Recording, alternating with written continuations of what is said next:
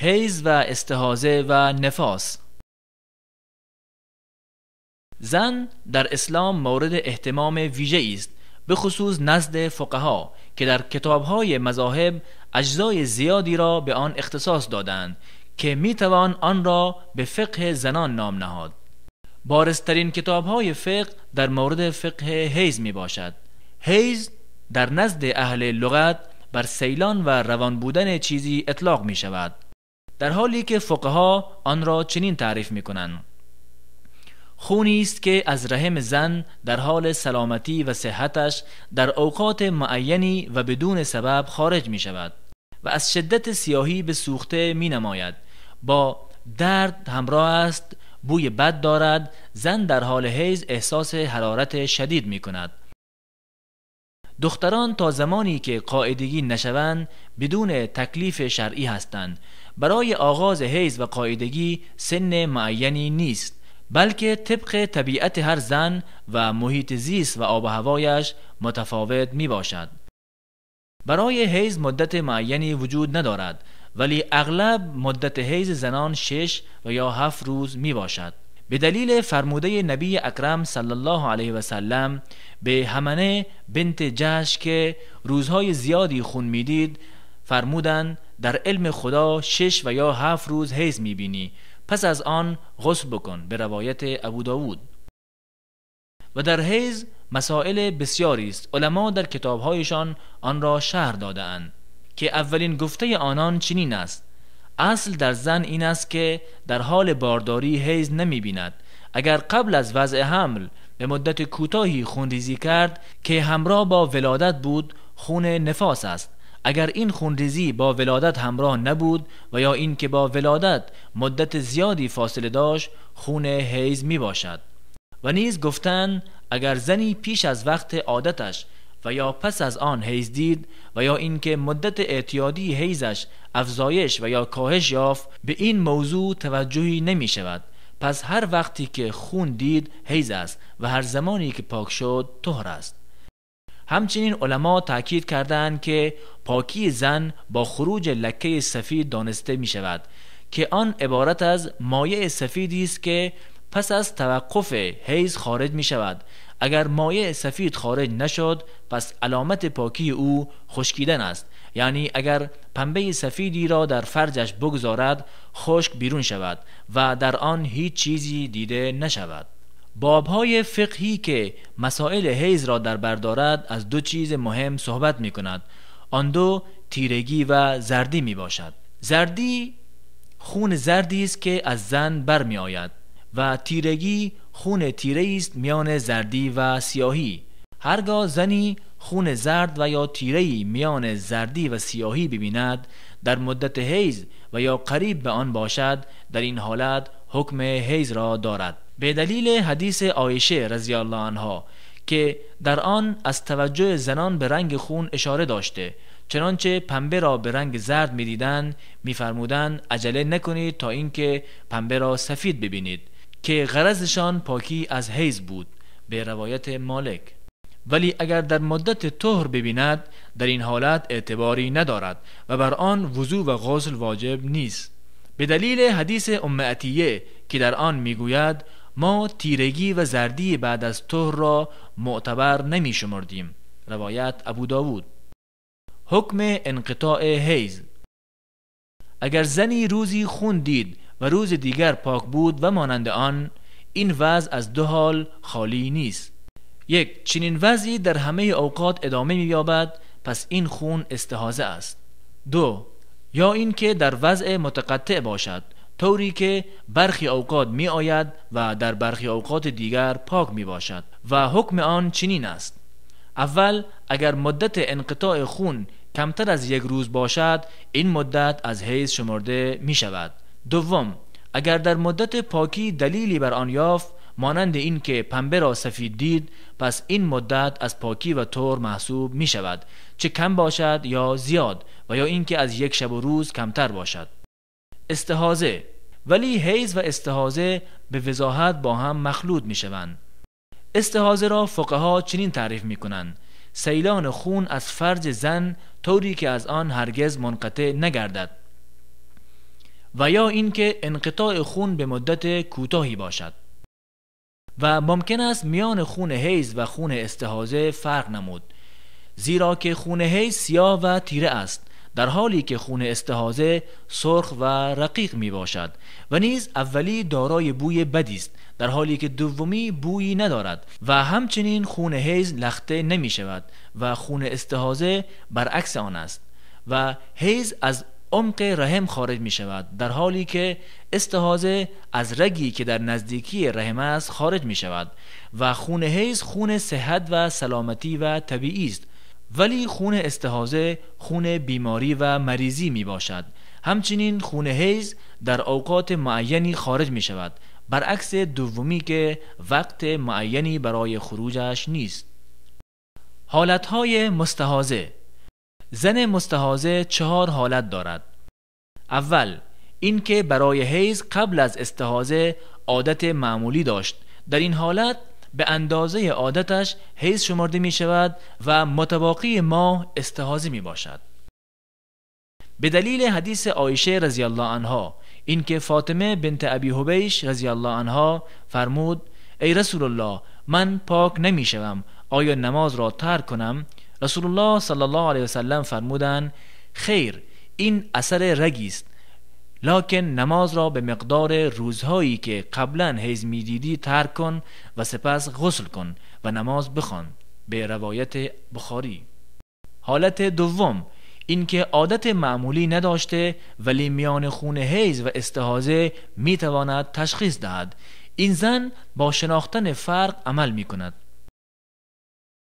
به دلیل آنچه در حدیث فاطمه بنت ابی حبیش رضی الله عنها که مستحاضه بود، نبی اکرم صلی الله علیه وسلم به ایشان فرمودند: اگر خون حیض باشد خون سیاه بوده که شناخته می شود، اگر خون چنین بود از نماز اجتناب کن، و اگر چیز دیگری بود پس وضو بکن و نماز بخوان، زیرا چنین چیزی رگی بیش نیست. به روایت ابو داود. حالت سوم، این که عادت همیشگی نیست و میان آن دو هم نمیتواند فرق بگذارد. این زن به عادت غالب زنان عمل می کند. مدت حیض 6 یا 7 روز از هر ماه بوده که از ابتدای روزهایی که خون می بیند آغاز می شود و متباقی آن استحاضه شمرده می شود.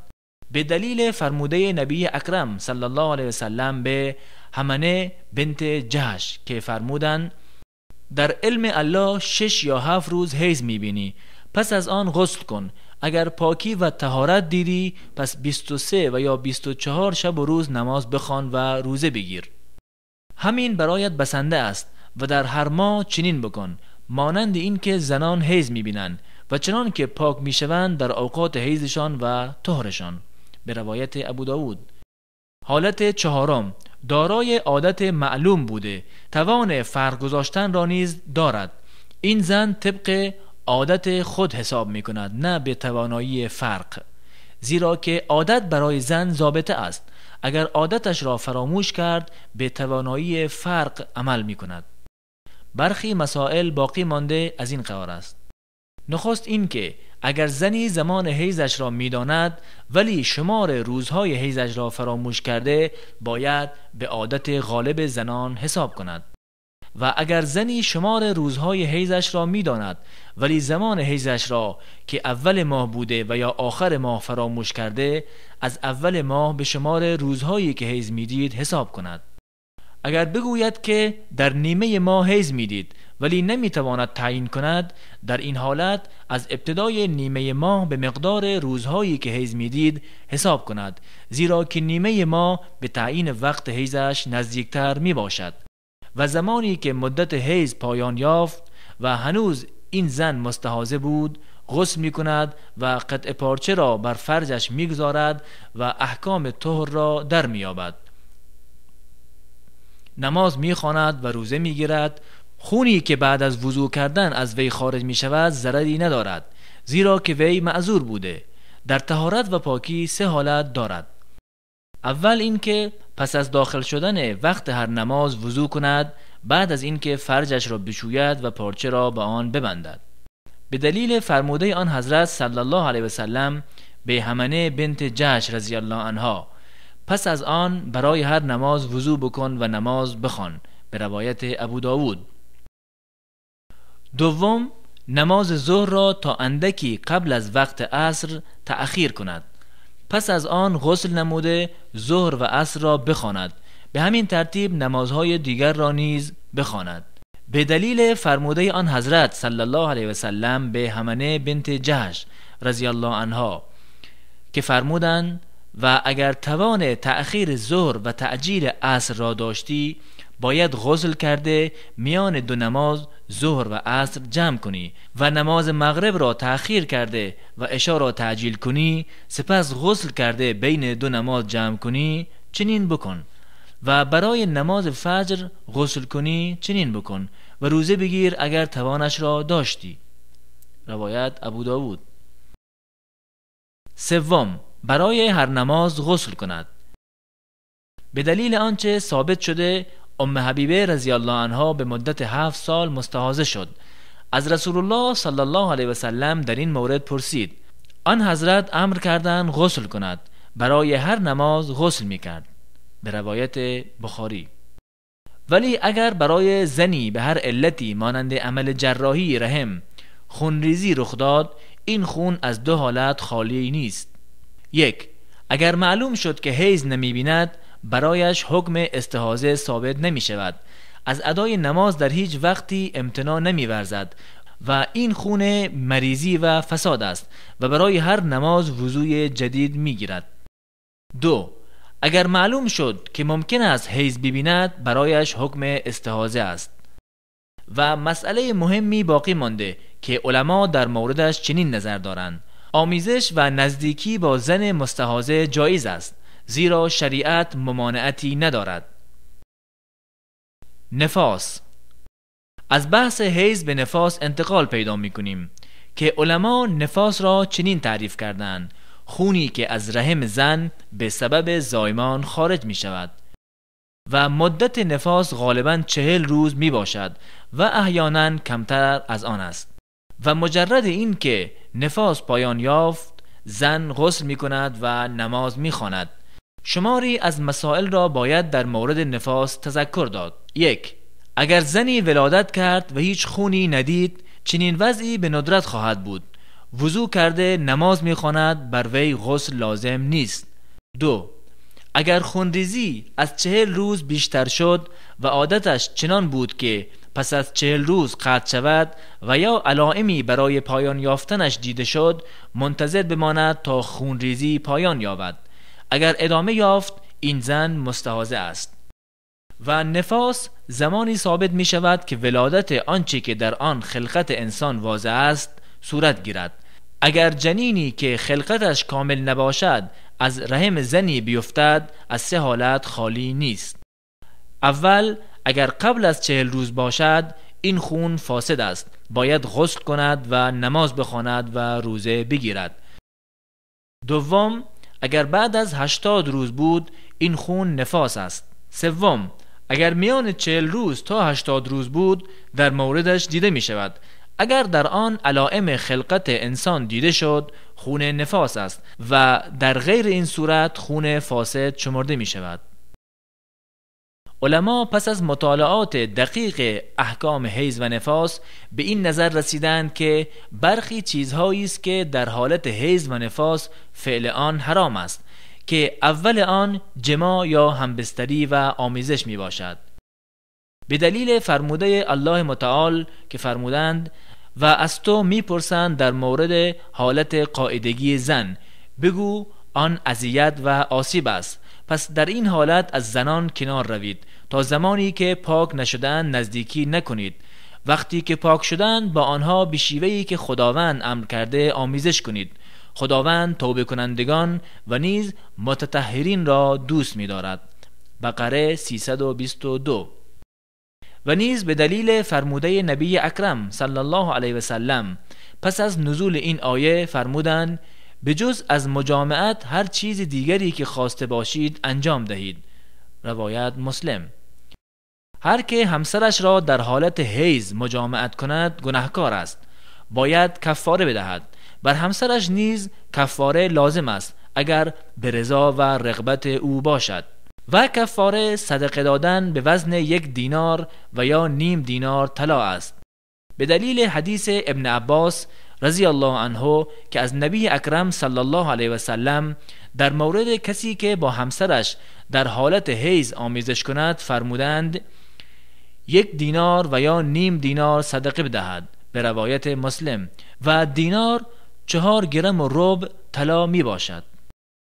و زن حائضه اگر پاک شد تا زمانی که غسل نکرده شوهرش نمی تواند با وی مجامعت کند، به دلیل فرموده الله متعال و با آنها نزدیکی مکنید تا اینکه پاک شوند، بقره 322، یعنی از خون. پس از آن فرموده است زمانی که پاک شدند به شیوهی که الله امر کرده به آنها نزدیکی کنید، یعنی مجامعت و آمیزش کنید بعد از غسل کردن، بقره 322. همچنین نماز خواندن زن حائضه نیز حرام است، به دلیل فرموده نبی اکرم صلی الله علیه و سلم که فرمودند هرگاه حیض پیش آمد نماز را ترک کن و هرگاه تمام شد خون را از خود بشوی و نماز بخوان، به روایت ابو داود. و از مهربانی الله بر زنان این است که پس از پایان مدت به زنان امر نکرده که نمازهای ایام حیض را قضا بخوانند، به دلیل آنچه که از عایشه رضی الله عنها روایت شده زمانی که از قضای روزه بدون نماز پرسیده شد فرمود این امر به ما نیز می رسید، برای قضای روزه به ما امر می شد و برای قضای نمازها امر نمی شد. و اگر زن حائض به مقدار ادای 1 رکعت از وقت هر نماز را چه از اولش و چه از آخرش دریابد بر وی ادای نماز کامل واجب است. اگر وقت کمتر از ادای 1 رکعت را دریافت بر وی ادای همان نماز واجب نیست، به دلیل فرموده نبی اکرم صلی الله علیه و سلم کسی که 1 رکعت نماز را دریابد بدون تردید نماز را دریافته است، روایت بخاری و مسلم. بر زنان حائضه و نفسا همچنین روزه نیز حرام است، به دلیل فرموده آن حضرت صلی الله علیه و سلم که فرمودند آیا چنین نیست که در هنگام حیض نماز نمیخواند و روزه نمیگیرد؟ فرمودند آری، به روایت بخاری. اگر زن حائض قبل از طلوع فجر پاک شد و روزه گرفت روزه اش صحیح است، اگرچه بعد از طلوع فجر غسل کرده است. بر زن حائض و نفسا لمس کردن مصحف نیز حرام است، به دلیل فرموده الله متعال به جز از پاک شدگان آن را لمس نمی کنند، واقعه 79. و نیز فرموده آن حضرت صلی الله علیه و سلم مصحف را جز پاک کسی دیگری لمس نمی کند، مالک در کتاب موطأ آن را روایت کرده. در حالت حیض و نفاس بر زنان طواف کعبه نیز حرام است، به دلیل فرموده نبی اکرم صلی الله علیه و سلم به عایشه رضی الله عنها زمانی که حیض دید فرمود آنچه حاج انجام می‌دهد تو نیز انجام ده، مگر اینکه بیت الله را تا هنگامی که پاک نشده ای طواف مکن، روایت مسلم و بخاری. و نیز به دلیل حدیث ابن عباس رضی الله عنه که فرمود به مردم امر شده تا آخرین عهدشان به بیت الله طواف ودا باشد، مگر در مورد زن حائض این امر تخفیف یافته، یعنی طواف ودا بر وی لازم نیست، به روایت بخاری و مسلم.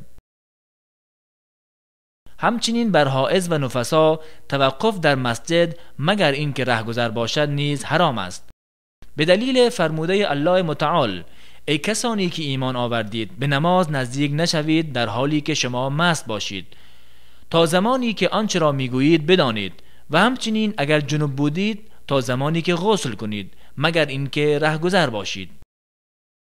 و نیز به دلیل فرموده نبی اکرم صلی الله علیه و سلم من مسجد را برای حائض و جنوب حلال نمیدانم، روایت ابو داود. همچنین بر شوهر زن حائض طلاق همسرش در حالت حیض حرام است، به دلیل فرموده الله عزوجل که فرمودند ای نبی اگر زنان را طلاق می دهید آنان را در عدهشان طلاق دهید، سوره طلاق آیه 1.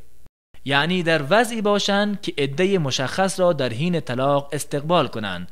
و طلاق دادن زن حائض علی رغم حرام بودن و بدعت بودنش طلاق واقع می شود. علما تذکر دادند که توقف زن حائض در عیدگاه نیز حرام است، به دلیل فرموده نبی اکرم و زن حائض از عیدگاه کنار روند، روایت بخاری و مسلم.